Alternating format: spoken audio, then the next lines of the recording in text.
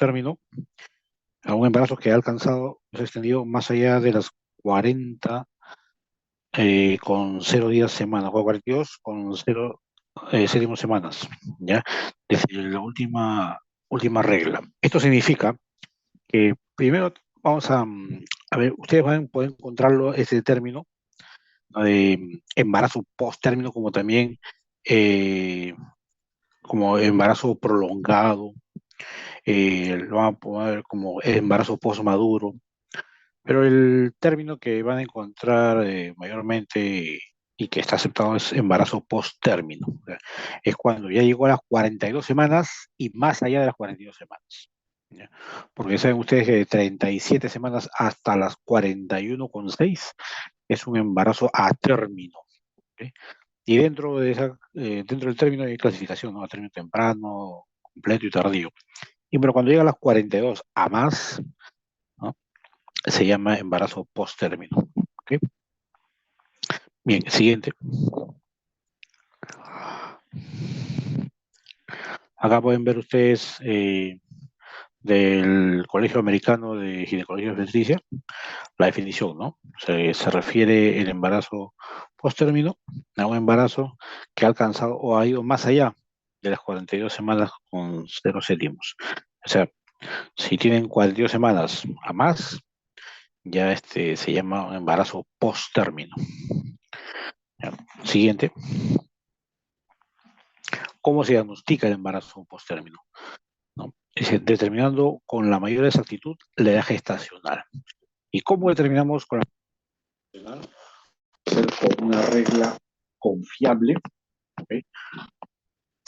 Y contrastando con la ecografía del primer trimestre.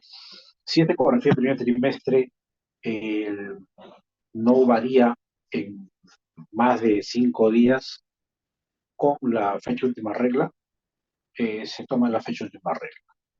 En caso que sea una ecografía del segundo trimestre, si la ecografía no varía más de 10 días con la regla, se consideraría la regla entonces, ¿no? En caso que tengamos una regla que no sea confiable, pues se considera la ecografía del primer trimestre.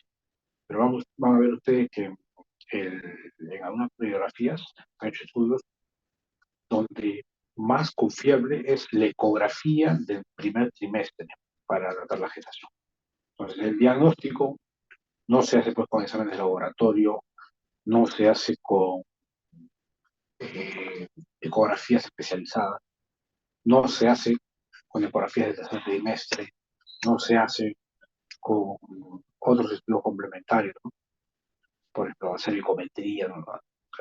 Se determina con la mayor exactitud.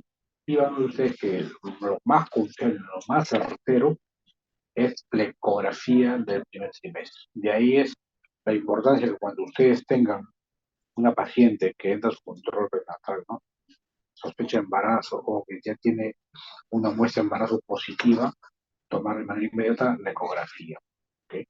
Y si es que esa ecografía no tiene todavía embrión, no, no tiene todavía vesícula uterina o, digamos, es muy pequeño, pedir un control, pues, ¿no? Entre más o menos 10 días. De manera que la primera ecografía que les sirve a ustedes es aquella donde ya se ve el embrión con latidos. Para que a partir de esa ecografía puedan ustedes calcular de manera precisa la edad gestacional. Ustedes han visto que el embarazo post-término es un embarazo que llega a las 40 semanas a más. Entonces, el primer error que sucede, ¿no? Que ustedes van a decir mal un embarazo post-término es haber datado mal el tiempo de gestación. Pueden tener una regla no confiable, ¿no? Y con esa regla pueden ustedes calcular, digamos, 43 semanas, dicen un embarazo post-término. Pero si echan mal ustedes en la misma paciente de la ecografía del primer trimestre y calculen en base a eso que le va a salir por así 38 semanas, si se guían ustedes de la regla que no es confiable, o la mujer puede estar muy precisar de que la regla es tal fecha, ¿no? Pero con esa, digamos, sale 43 semanas y con la ecografía le sale 38, Bueno, más confiable es la ecografía, ¿sí? Por eso que en los últimos estudios van a ver ustedes que más confiable es una ecografía del primer trimestre. Entonces, el diagnóstico, ya saben, es con una ecografía del primer trimestre es lo más exacto, y el primer error que, que sale en diagnosticar un embarazo post-término es haber calculado mal la edad gestacional en base a una regla que no es confiable, o que la paciente puede asegurar que es su regla, pero se contrasta con la ecografía y se nota que no corresponde a esa edad gestacional que ella menciona por ecografía. Entonces, eh, acá el consejo es que una paciente empiece su control inicial, su control prenatal temprano. La primera ecografía es está completa. Entonces tienen que calcular bien la gestación, ¿sí? Ya. La siguiente, acá se ven cómo tenemos que determinar la edad gestacional. Ya. El- en caso que sea el- un embarazo que se obtuvo por, por métodos de reproducción asistida, se calculará en base a eso. En caso que no sea por, por medios de reproducción asistida, tenemos que ver la fecha de última regla. Si no es confiable, bueno, como les dije, ¿no? Hay que echar mano de la ecografía del primer trimestre. En caso que sí se conozca esa regla, no se usará, pero siempre corroborando con la ecografía del primer trimestre. Si es que no hay una variación más de 5 días, se puede considerar la regla. Y en caso que sea una de segundo trimestre, si no hay una variación de más de 10 días, se va a considerar la regla. Pero van a ver ustedes que el más preciso es la ecografía del primer trimestre. Entonces, esto es vital para poder determinar un embarazo post término, ¿no? Poder diagnosticarlo bien. Ok, siguiente diapositiva. La incidencia. No se ha podido determinar de manera global. En Estados Unidos, 6%, en Europa, de 0,1 a 6%. Claro, la incidencia varía mucho, ¿no? En el Williams, por ejemplo, que es un libro ha sido escrito en, en Texas, ellos señalan que es un 6%, ¿no? Los estudios en Europa han hecho por diferentes países y varía, pues, ¿no? Acá como del 0,1 hasta el 6%. A ver, la siguiente lámina. Esto es del Williams. No, perdón, son las estadísticas norteamericanas. ¿Ya? Como ahí van a poder ver ustedes en la fila de la izquierda, es en 42 semanas a más, ¿no? La incidencia en el 2013 ha sido de 5,49%, 2012 5,6%, 2011 5,11%, ¿no? ¿Ya? Esto se mantiene, ¿no? En números aproximados, ¿no? Durante mm, varios años, ¿no? O sea, en promedio, ¿no? 5 a 6%. ¿Ok? Esto en Estados Unidos. A ver, la siguiente lámina. Y acá, este es en Europa, ¿no? En que desde la parte de abajo, de España, Chipre, Malta, 0,1%, ¿no? Y ahí van aumentando. Van a ver ustedes, Austria, Alemania, 0,7, 0,8%, ¿no?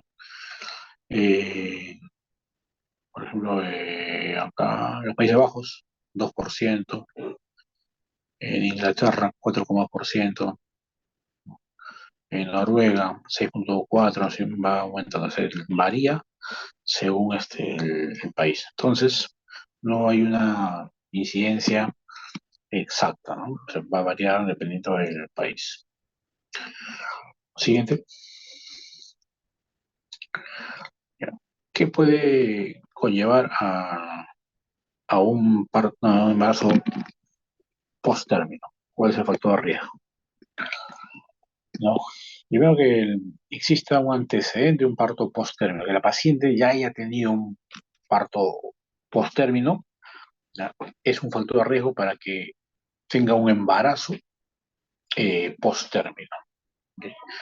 Después que sea nulípara, que sea obesa y edad materna avanzada. La materna avanzada, estamos hablando de una mujer de 35 años a más, una gestante, ¿no? De 35 años a más.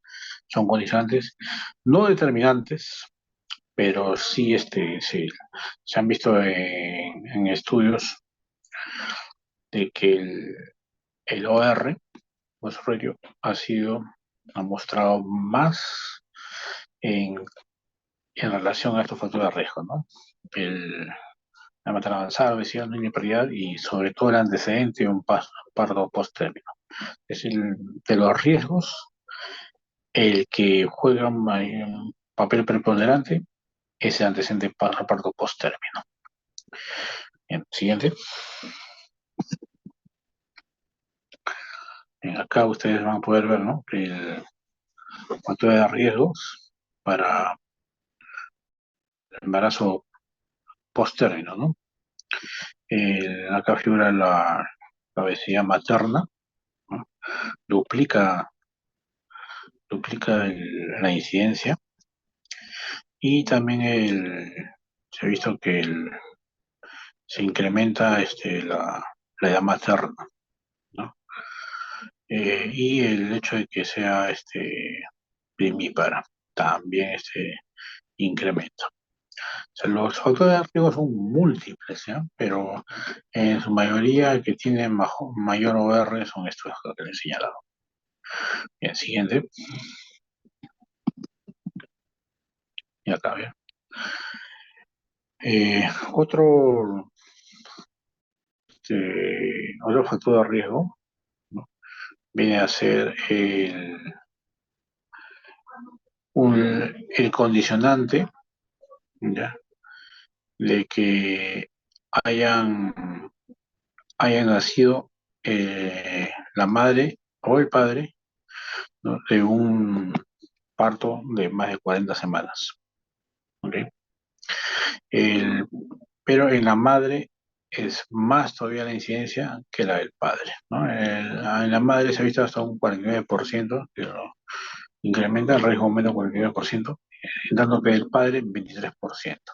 Entonces acá se ha visto que hay un componente genético, ¿no?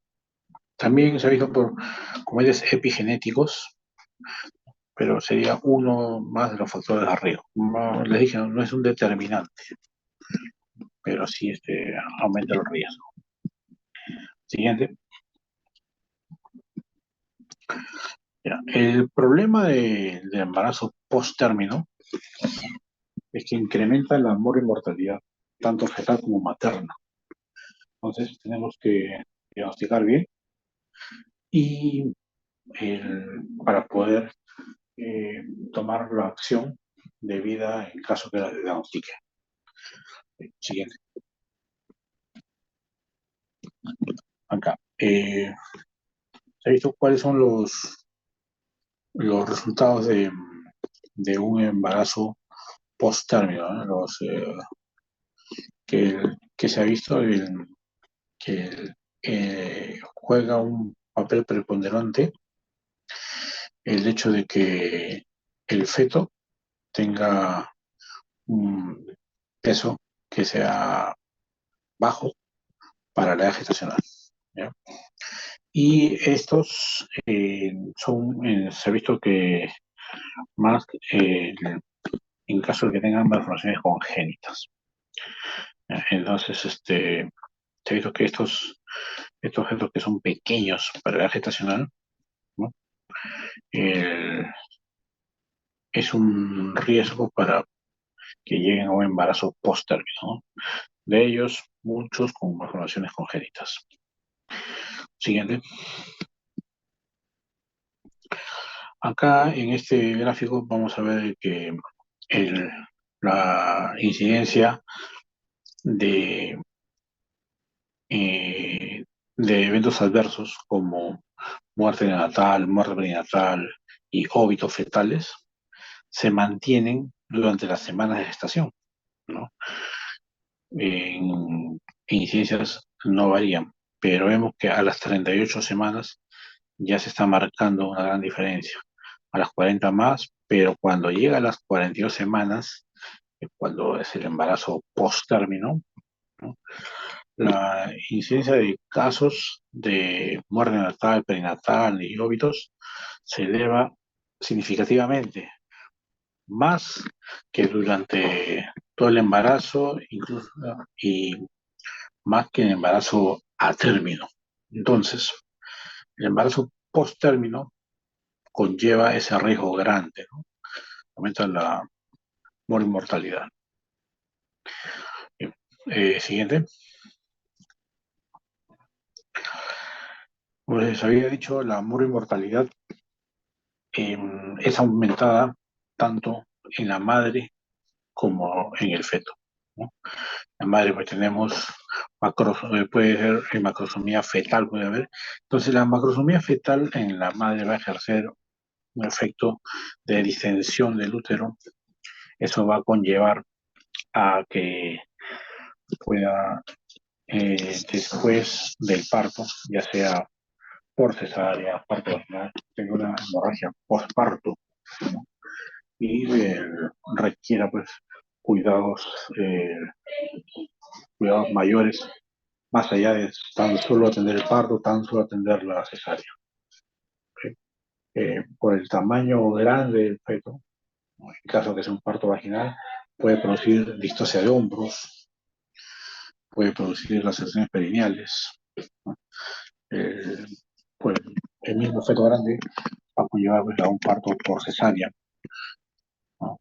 Y también produce oligamios y hiperclampsia.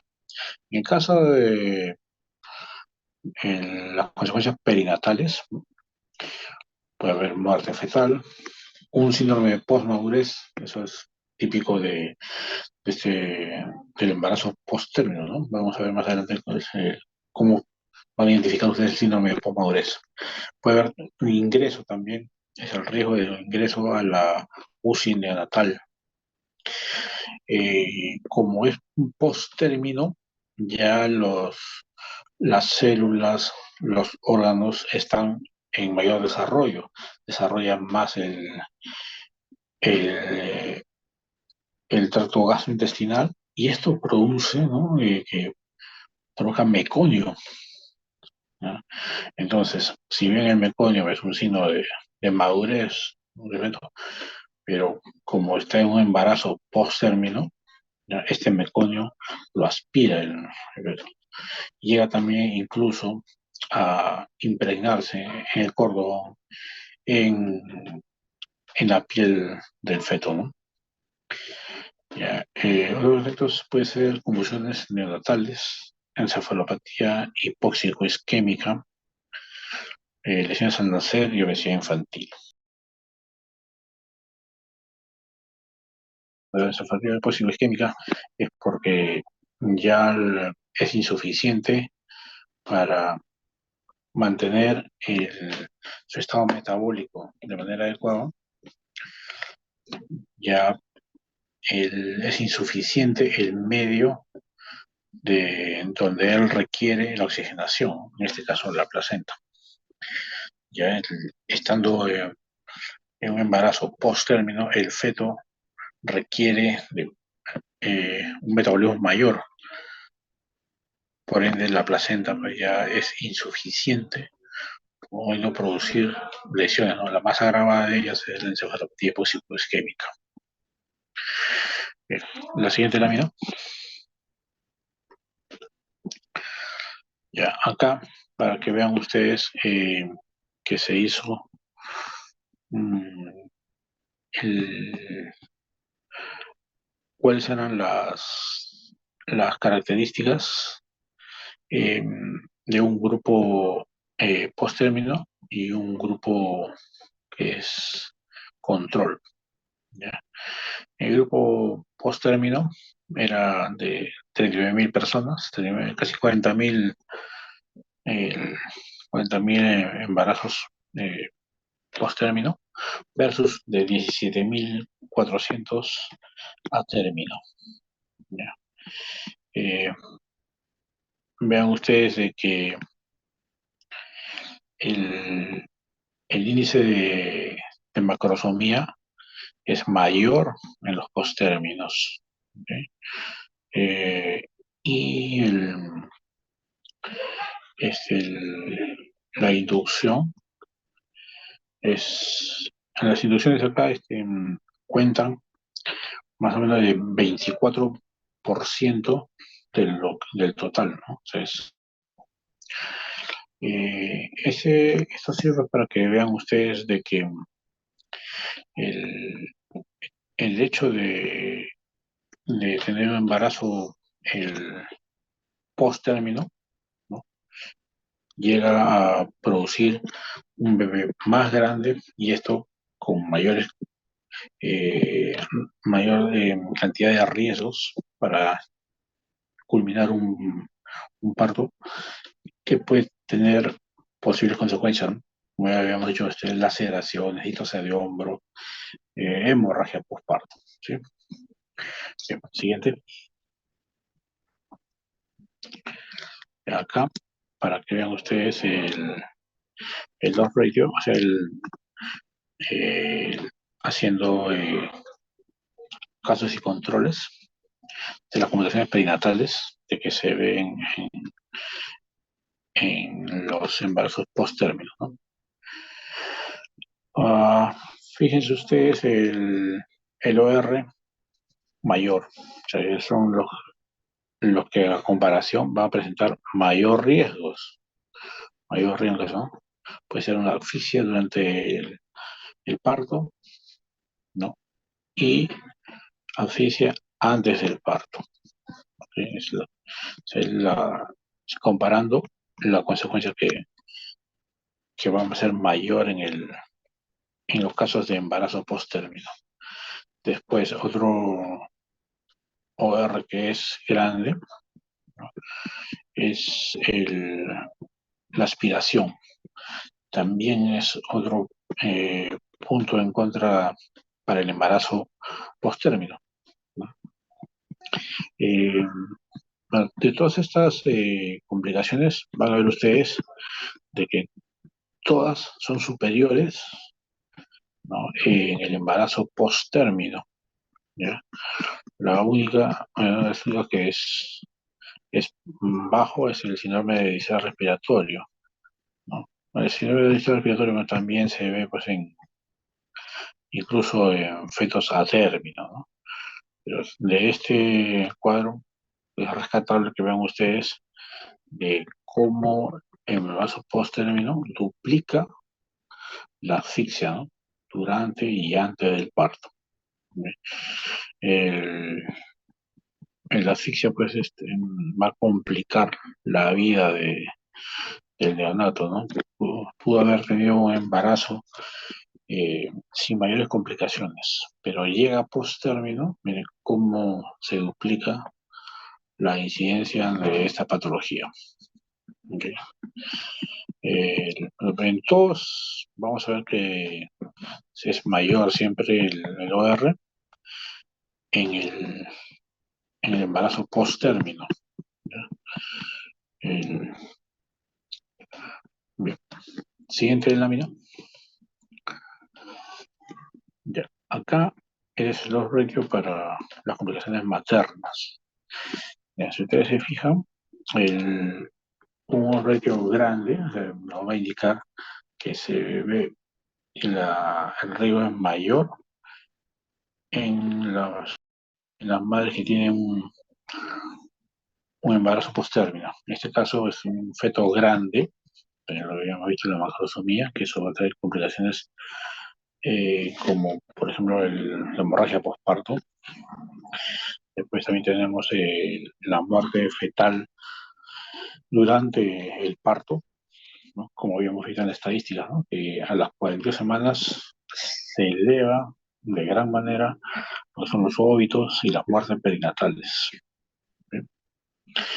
Si se dan cuenta ustedes, en todo se eleva el OR, ¿no? El, el único que, uno de los pocos que es mejor el grupo a término, parto normal, se dan cuenta. Entonces, el embarazo post-término complica el parto de por sí, ya sea cesárea o sea parto vaginal. Si bien en sí no es una patología propia del embarazo post-término, pero están viendo ustedes que llegar a las 42 semanas implica mucho riesgo. De ahí que van a ver ustedes que hay muchos estudios de que abordan entre 41 hasta 42 semanas. Buscar estudios más allá de 42 semanas de lo que ustedes quieran relacionar, ¿no? Va a ser difícil porque en las políticas internacionales ya consensos de que no hay que llegar hasta las 42 semanas a más por todos estos datos que estamos viendo, ¿sí? La siguiente lámina, por favor. Ya, acá vamos a ver las complicaciones perinatales. ¿Ya? Igual van a ver ustedes que cuando el, el feto pues, llega a un peso mayor, ¿no? Asociado pues, al grupo post-término, ¿no? Es grandemente acá el OR de la aspiración, ¿no? Lo que habíamos visto, ¿no? Y también es muy considerable el, los, los óbitos fetales, ¿ok? En sí eh, todos estos ítems se van a elevar, a excepción de la septicemia, ¿no? Bueno, no es que sea un factor protector el embarazo posterior para la septicemia, sino esto se interpreta como que eh, como la cantidad de fetos a término es mayor, es más probable pues, que lleguen con estas complicaciones. No es que el posterior se libre de la septicemia, sino el prima el feto post-término lesiones, mm, se podría decir, más considerables todavía que la septicemia, ¿no? Como la asfixia, el- la muerte perinatal. ¿Ok? Bien, siguiente lámina.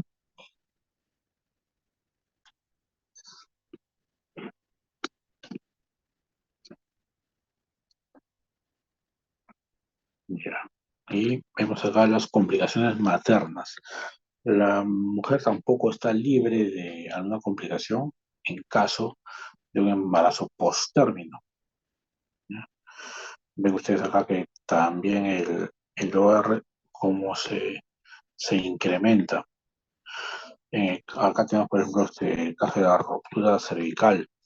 Eso también es una causa, en caso que se presente, ¿no? De hemorragia postparto.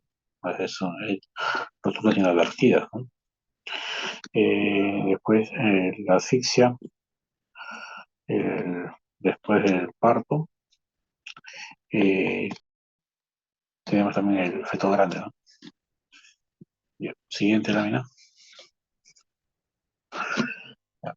El síndrome post-madurez, ese es típico por este cuadro. Van a ver ustedes unas características que si ustedes no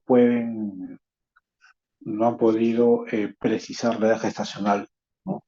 Y nace el feto, ustedes viéndolo van a poder determinar con una casi gran precisión de que se trata de un feto postmaduro, ¿ya? Un feto que ha nacido en una gestación de 42 semanas a más. ¿Ya? Las características de este recién nacido, este es un feto que tiene piel arrugada, así, poco uniforme y descamada.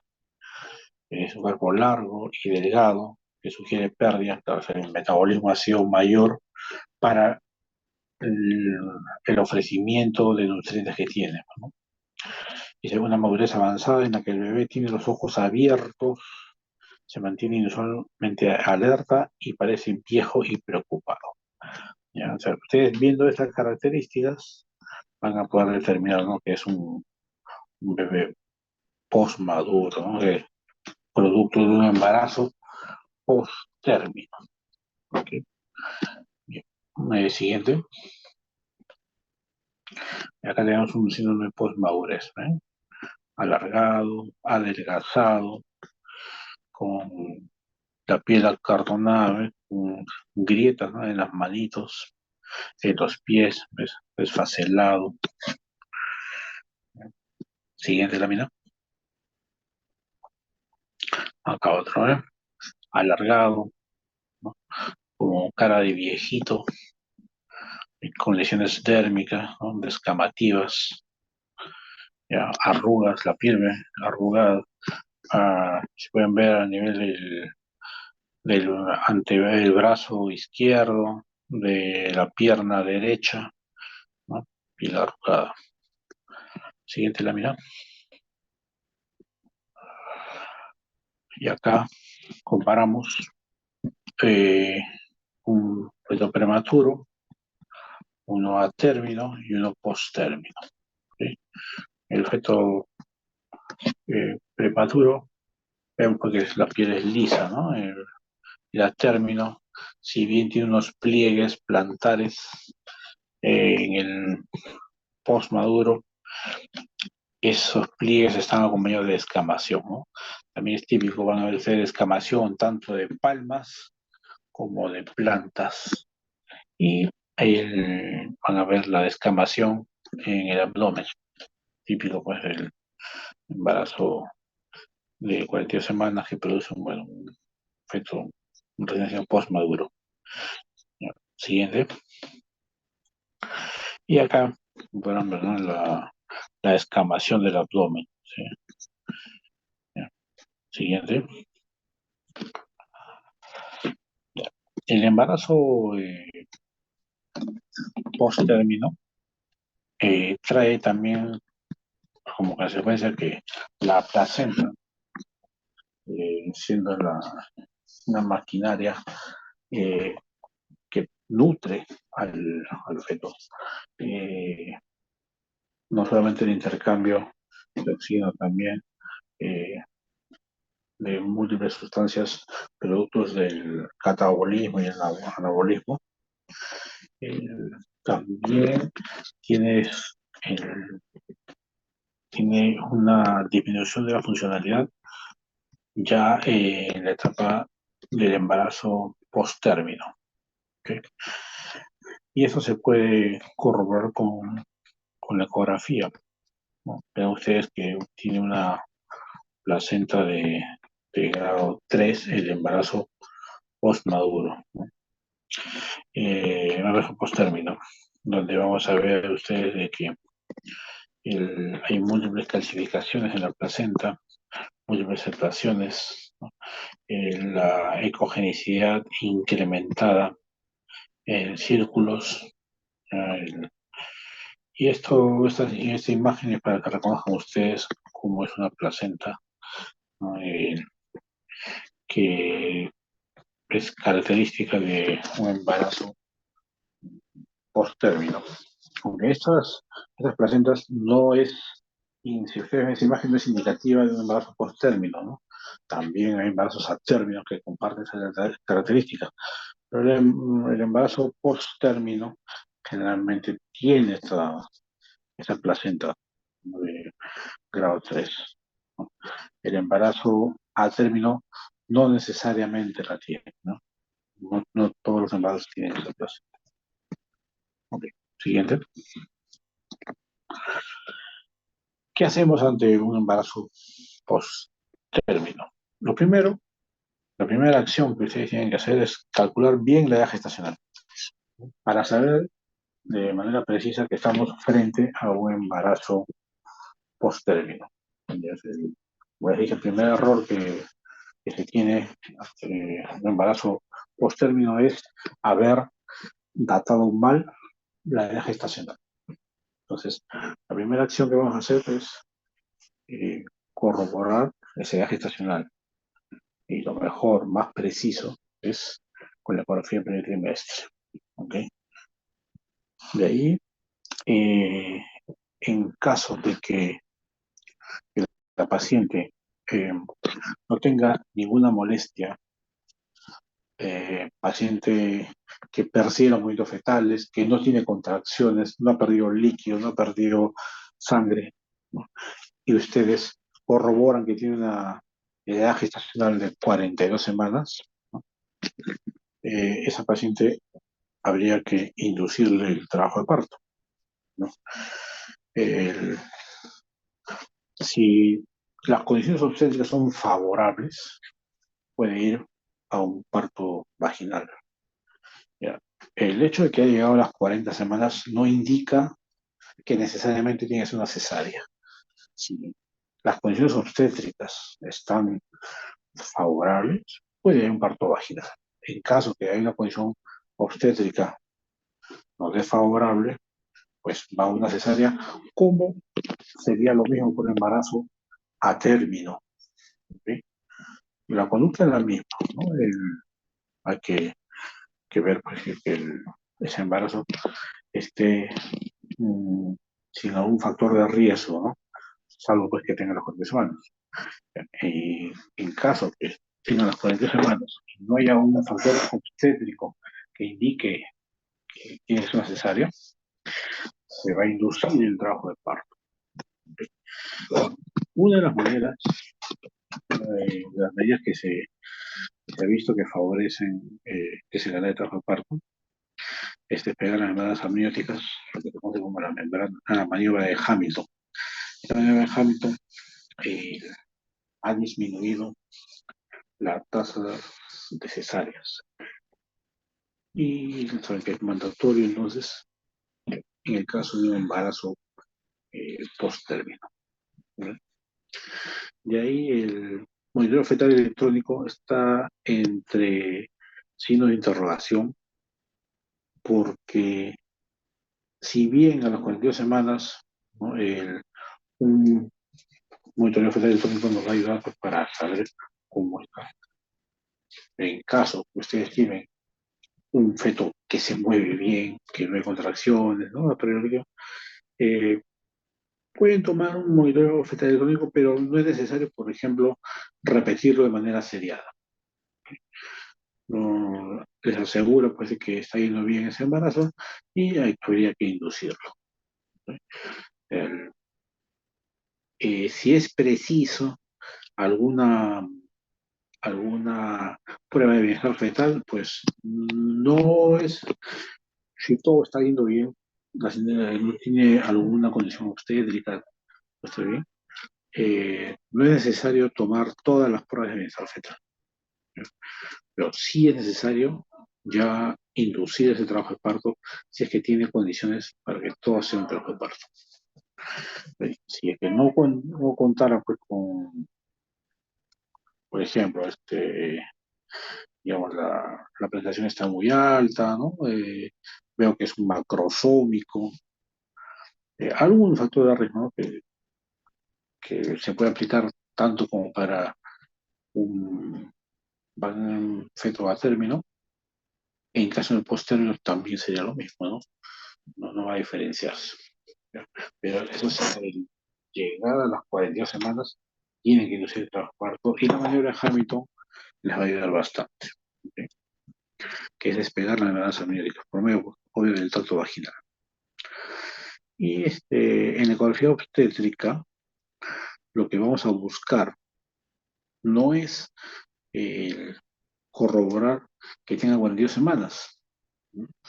Porque eso ustedes tienen que corroborar la gestacional en base a la primera ecografía, la que se toma en el primer trimestre. Ya en el tercer trimestre, entonces, ¿qué buscaría en la ecografía? Pues voy a buscar que no exista un oligohidramio, ¿no? Y este oligohidramios vamos a hay dos formas. Uno por medio del pozo vertical mayor, una sola medida del pozo de donde tenga más líquido amniótico, o de la suma de pozos en los cuadros cuadrantes, ¿no? Llamado el índice de líquido amniótico. En el caso para el jatón oligodramios, ayuda bastante la medida única del pozo vertical mayor. Con ese dato ya descartan ustedes oligodramios. No necesariamente va a haber oligodramios en el vaso postérmino, pero sí mandatorio de que pidan ustedes para buscar oligodramios. Esa es la razón de la ecografía obstétrica. Ok. Siguiente. Ya. Acá esto nos sirve pues para ver la importancia entre la ecografía del primer y segundo trimestre para, para ver para tratar la gestacional, ¿no? Y se ha visto pues, que en el caso de la ecografía del primer trimestre, la primera, reduce mucho, ¿no? los, la gestacional, que llegaría a, a datar mal el tiempo de las semanas de la gestación cuando se dice que es un embarazo posttérmico. ¿Okay? O sea, esta ecografía va a disminuir esos mal diagnosticados embarazos posttérmicos, ¿okay? Por la precisión que tiene esta ecografía de primer trimestre. Siguiente lámina. Y acá pueden ver ustedes de que cómo la maniobra de Hamilton, despegar las membranas, ¿no?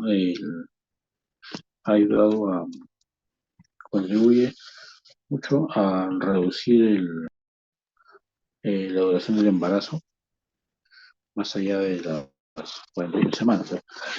No hay que esperar pues hasta las 42. En el caso de tener 42, pues va a ayudar bastante. Inducir trabajo parto si es que tiene condiciones obstétricas para que, para que puedan culminar, ¿no? Y la maniobra de Hamilton está asequible, eh, es una maniobra asequible que lo pueden hacer en consultorio incluso, no es necesario que tengan un gran aparataje, grandes instrumentos para poder realizarlo. ¿Sí?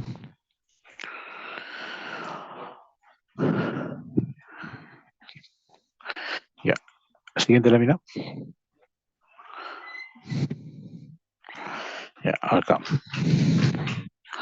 Esta es una revisión Cochrane que se ha hecho en caso de que si es que vamos induciendo el trabajo de parto, ¿ya? Y se ha visto pues de que la inducción del trabajo de parto está asociado con menor cantidad de muertes totales, ¿no? Y disminuye también lo que son los óbitos fetales. ¿Ya? Entonces, como ya habíamos dicho, ¿no? En caso de que lleguemos a una estación post-término, una gestación de 40 semanas a más, ¿no? Hay que inducir el trabajo de parto, ¿no? Entonces, tienen que poder saber abordar esto porque si bien no es muy frecuente, como han visto ahí, ¿no? De 0,5 hasta 6%, puede ser que les lleguen el sedums, ¿no? Aunque es poco frecuente. Se ha visto más que en las 40 semanas se ve en las ciudades, ¿no? Pero en estamentos rurales no es tanto, ¿no? Hay estudios que han visto eso, pero pueden presentar, ¿no? En caso que vean, ya saben, ¿no? Datar bien la gestacional, ¿ok? Si tiene condiciones para parto vaginal, inducir el trabajo de parto, ¿ok? Y con eso ustedes van a estar disminuyendo la mortalidad, eh, tanto fetal como materna. Bien, siguiente.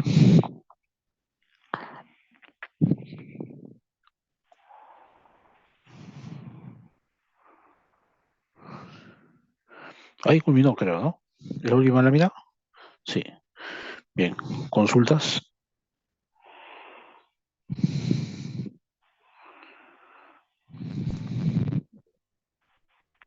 Doctor, una consulta. Dígame. En caso de la maniobra de Hamilton, ¿en qué consiste más o menos eso? ¿O cómo se realiza? Ah, ya. Es despegar las membranas amnióticas. Significa que ustedes hacen el tacto vaginal, ¿no? Ingresan a través del orificio cervical externo y del orificio cervical interno, o sea, a través del cuello uterino, colocan, hacen un tacto, ingresan por el cuello con el dedo índice,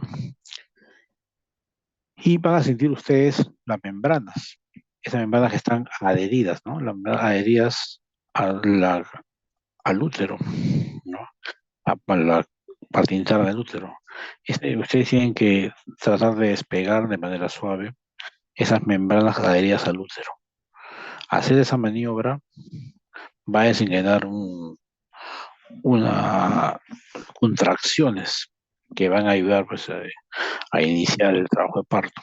¿Ok? O sea, la paciente en posición ginecológica, se coloca un guante, ven pues que no haya sangrado, que no haya líquido amniótico, hacen un tacto vaginal, buscan el cuello, ingresan por el cuello, ¿no? Y en movimientos circulares que tomen todo el sentido del cervix, ¿no? Van despegando las membranas que están adheridas a la parte interna de, del útero.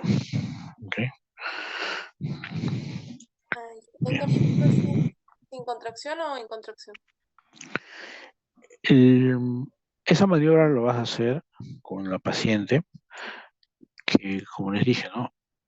Si hay contracciones y ya está en trabajo parto, no tiene sentido, ¿no? Esta maniobra vas a hacerlo cuando viene la paciente 42 semanas y está estable, no tiene ni una contracción, es ahí donde vas a ayudar, ¿ok? O sea, para que inicie las contracciones y esto conlleve al inicio del trabajo de parto. Entonces, cuando llega a 42 semanas, tu paciente no tiene ni una molestia, obstétricamente todo está bien, no hay contracciones, pero tiene 42 semanas, hazle la maniobra de Hamilton, ¿no? Despégale. No es necesario tener contracciones, ¿no? Puedes hacerlo si es sin contracciones para estimular estas contracciones, ¿sí? Ay, ya, gracias, doctor. Muy bien. Doctor, una pregunta. Y a comparación con la oxitocina, ¿cuál sería más beneficiosa con la maniobra? Ah, ya, también. La oxitocina ya, en el caso que sea un embarazo post-término, ahí ya requerimos, sí, un poquito más de control, así como en el término.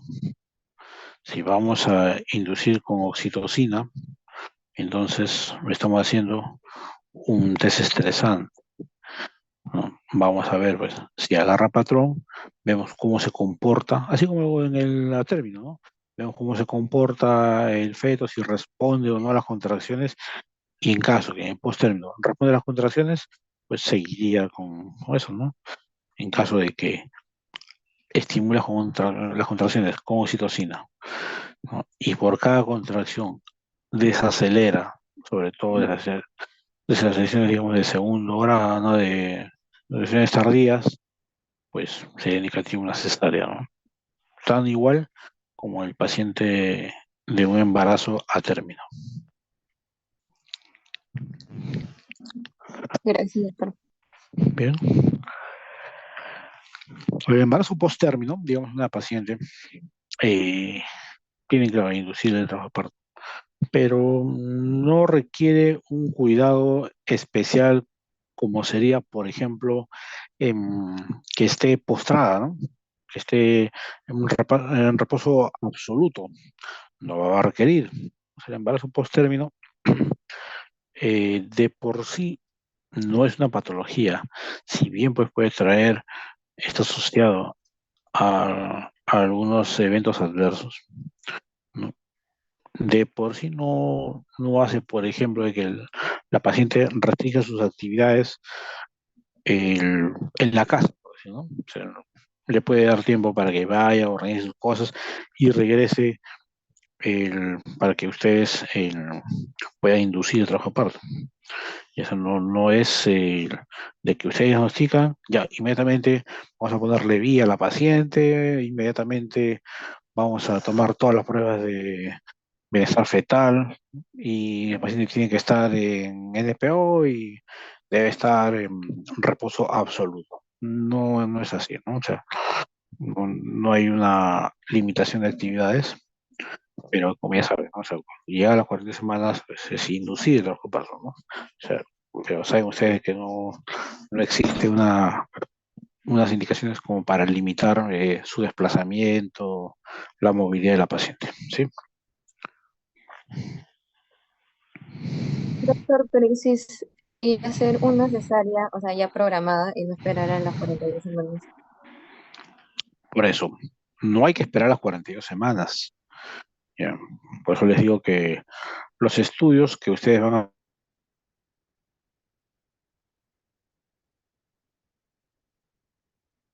Doctor, no se le escucha. terminar, los, los datos, eh, lo que ustedes van a encontrar, estudios en relación a ecografías, a exámenes, indicaciones, son muy pocos eh, que llegan a 42 semanas, por eso que son escasos, porque de 41 a 42 semanas ya hay que tomar una acción, no hay que esperar las 42 semanas. O sea, no significa que inducir a 42 semanas, no significa que, ya esperamos 42 semanas y vamos a inducir, no, porque se ha visto, acá como están viendo ustedes en las estadísticas, de que se incrementa la mortalidad. ¿Ya? O sea, que lleguen ustedes al concepto de que lo óptimo es no llegar a las 42 semanas, pero todo lo que les he dicho es en caso que ustedes ya reciban un embarazo de 42 semanas, ¿sí? Gracias, doctor. Bien.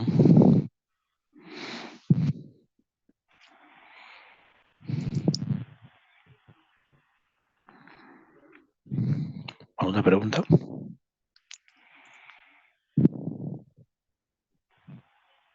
Doctor, sí, una pregunta. ¿El síndrome de postmadurez se va a presentar a partir de las 42 semanas o también esto puede presentarse antes de las 42 semanas? Sí, antes de 42 semanas es raro, ¿no? Ustedes, y en sus prácticas del hospital, es muy raro que puedo casi asegurar que ninguno de ustedes ha visto un embarazo de 42 semanas a más, ¿sí? Las cesáreas que han visto, los partos que han visto, máximo habrán llegado a 41 semanas, ¿ya? Y, a ver, ¿has visto tú algún, de todos los partos que has visto, algún niño de esas características? Ah, no, doctor, no. No, pues, ¿por qué? Porque estos niños son los característicos de 42 semanas y en la mayoría de hospitales, centros, nadie va a hacer que el embarazo llegue a las 42 semanas. ¿Ok? Ya están 41 semanas, ya tratan de inducir el trabajo de parto. Por eso que ese niño es característico y no lo vas a ver, porque la mayoría a término nada más ya se trata de culminar la gestación. No van a esperar a post-término, que se complique, de que el niño salga con todas las características de un post-maduro. ¿Sí?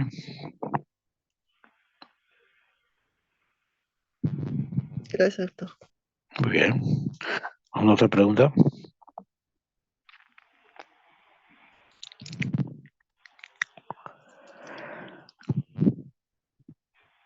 Doctor, disculpe, ¿podría repetir en qué momento, cómo hacemos para que ¿O cuál es el manejo para evitar que llegue a las 42 semanas? Así es. Esto lo que les estoy explicando a ustedes es en caso de que les llegue una paciente de 42 semanas, ¿ya? Que es raro. Pero si ustedes están manejando una paciente, digamos, en su control prenatal, no vas a tener en mente, ya, yo recibí una clase de 40 semanas, esperamos 40 semanas si no hay trabajo de parto. No. Ya. La mayoría de guías señalan de que entre 41 a 42, en ese lapso, o sea, de 41,0 hasta 41,6, ¿no? Ya hay que inducir el trabajo de parto, ¿sí? No esperar las 42 semanas. Ya, no, no hay que esperar. Por eso tú vas a ver ya, llegas a una paciente de 41 semanas que llegó todo bien, ya hay que inducir el parto, no hay que esperar a las 42, porque ha visto que a las 42 semanas cómo se dispara el riesgo de muerte perinatal, de óbitos fetales. Entonces, no esperar las 42 semanas.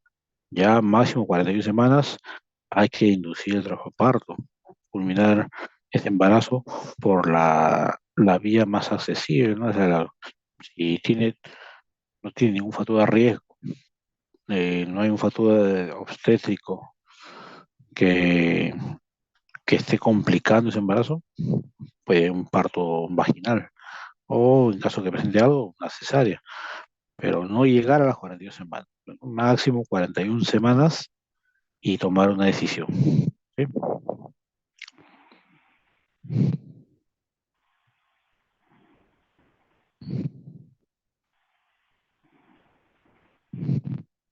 ¿Alguna otra pregunta?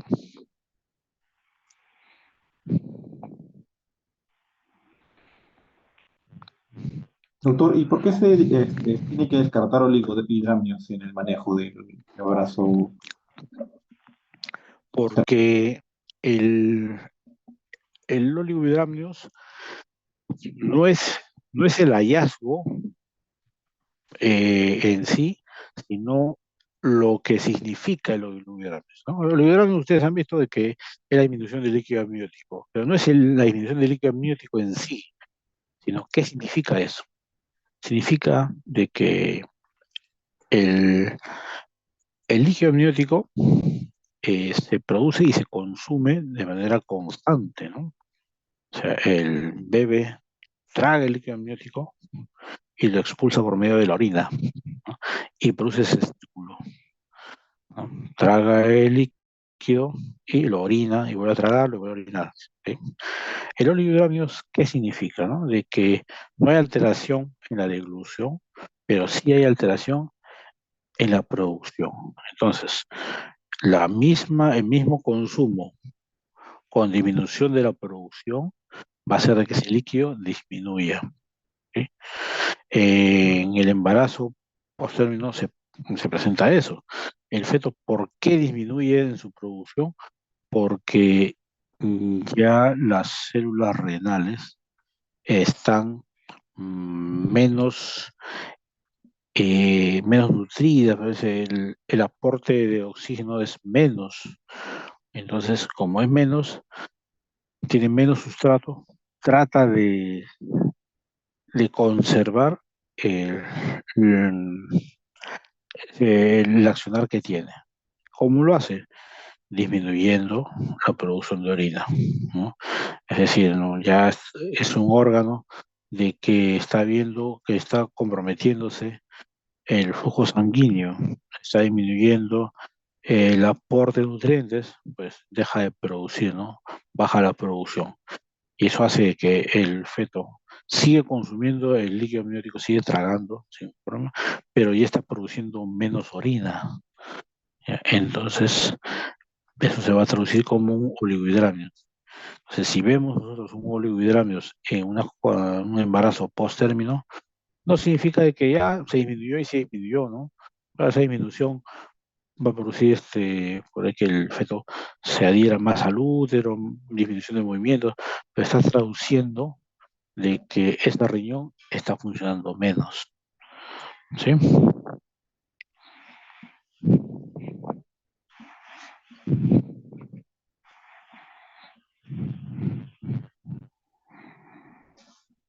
¿Alguna otra pregunta?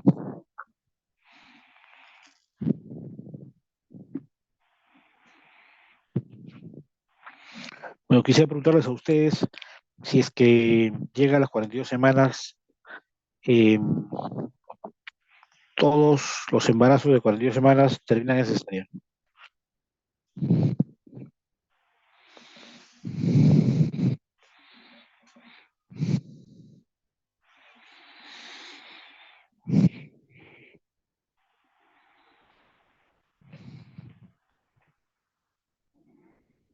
No, doctor, dependería, ¿no? De si, como mencionó, con una maduración puede culminar en un embarazo normal o vaginal, estaría lo adecuado, ¿no? Y en caso de que no, ya sería cesárea.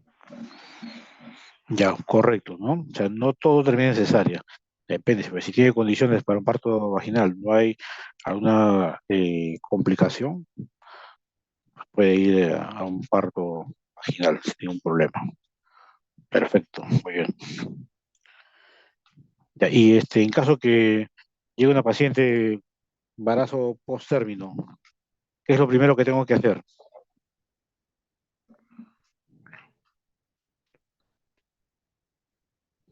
Primero sería determinar adecuadamente la edad de gestación, ¿no? Con la ecografía. Bueno, Magnífico, es la ecografía. Sangre 20 días. No hay dolor, pero se desmayaba. Disculpe, doctor, no se le escucha bien, se le escucha entrecortado. eso es lo primero que hay que hacer, ¿ok? Ya. Luego que determinan la edad gestacional y ustedes corroboran con la ecografía del primer trimestre de que es un embarazo post término, ¿cuál es la siguiente acción a realizar?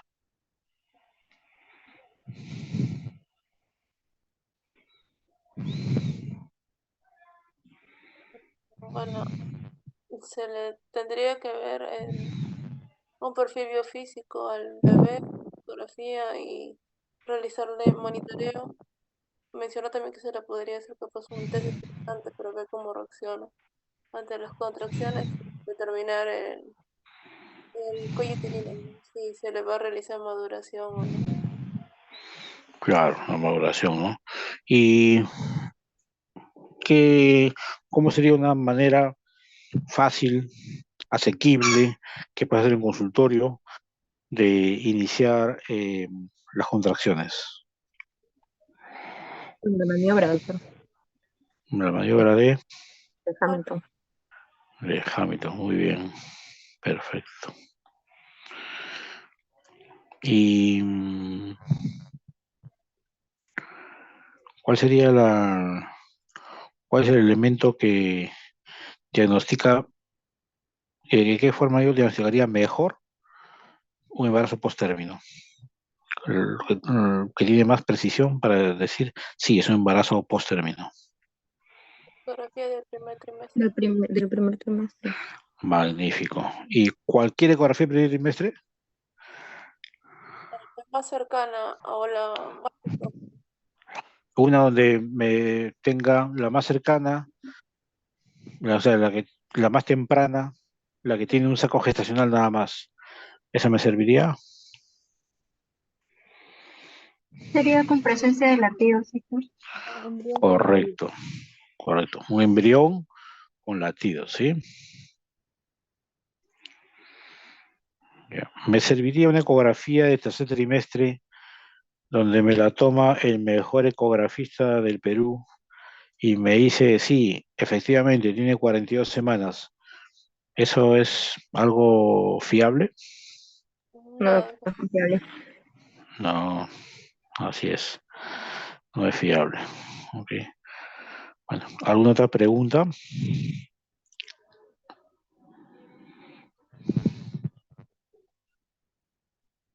Doctor, una consulta. Ya, justo, ¿por qué siempre se toma la ecografía del primer trimestre y no puedo tomar la del segundo o tercer trimestre? Ah, ya. El primer trimestre es más precisa.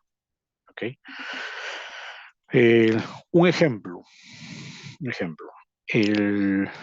Si tú ves a un recién nacido, ¿ok? Un recién nacido, 100 personas ven ese recién nacido y los 100 van a estar de acuerdo, sí, es un recién nacido, ¿no? No va a haber mucha variación de uno a otro. Pero si ese niño tiene 5 años y yo pongo a 100 personas para que me digan la edad que tiene, el 80% me va a decir que tiene 5 años, pero hay un 20% que me va a decir que tiene 4 o tiene 6 años, ¿sí? Y ese niño tiene ya 15 años. El 50% me va a decir que tiene 15 años, el otro 50% me va a dar otra edad diferente. Y si esa persona ya cumple, digamos, 20 años, ya solamente el 30% me va a decir que tiene 20 años. El resto me va a decir otras edades. ¿Qué significa? Que a medida que va creciendo, ¿no? Los veedores van a verlo, ya no van a precisar, ¿no? En cambio, cuando es más pequeño, sí se puede precisar. Lo mismo funciona en la ecografía, ¿no? Cuando es más pequeño, ¿no? Los objetos son más uniformes, se puede precisar la edad gestacional. En cambio, una ecografía de tercer trimestre, ¿no? Puede ser de que haya habido influencias, ¿no? De un RCIU, una macrosomía, digamos, si tenemos dos fetos, uno con RCIO y en otra gestación un macrosómico, ¿no? Uno con retardo de crecimiento intrauterino y el otro es macrosómico, pero los dos tienen 35 semanas, por decir, ya, uno va a pesar más de lo esperado y el otro mucho menos de lo esperado, pero sin embargo los dos tienen la misma edad, pero por la apariencia, el que tiene más peso, yo digo, no tiene 35, ese chico tiene 38. Igual, el que tiene un retardo de crecimiento uterino que tiene 35, yo voy a decir por el aspecto, no tiene 35, tiene menos, tiene 30. ¿Te das cuenta? O sea, a uno le dijiste 30, al otro le dijiste 38, una diferencia de 8 semanas, de 2 meses, o de 8 semanas, teniendo la misma edad gestacional. Por eso de que la ecografía del segundo trimestre y más aún la del tercer trimestre son imprecisas para determinar la edad gestacional. De ahí que la ecografía del primer trimestre, donde encuentras embrión con látidos, es la que te va a servir para que a partir de esa puedas calcular de manera precisa la edad gestacional. Ah, está bien, doctor. Muchas gracias, doctor. Muy bien, ok. ¿Alguna otra pregunta?